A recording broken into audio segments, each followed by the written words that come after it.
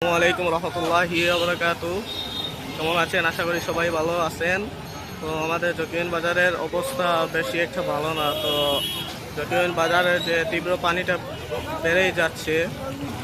প্রথমে সকালে ছিল অনেক কম, মানে এক সাইডেই আসছিল, এখন একবারে পুরো বাজারে আর কি পানি ঢুকে অবস্থা একবারে খারাপ হয়ে গেছে। তো আপনারা সবাই বেশি বেশি করে শেয়ার করবেন।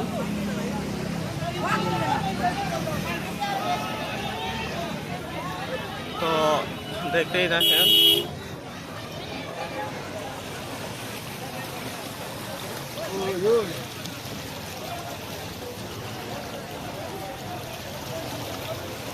তো গাড়ি ঘোড়া যাতে একটু অসুবিধা হচ্ছে। তো এদিকে ব্যবসায়ীবৃন্দ ভাইদের মানে অনেক ক্ষতিগ্রস্ত,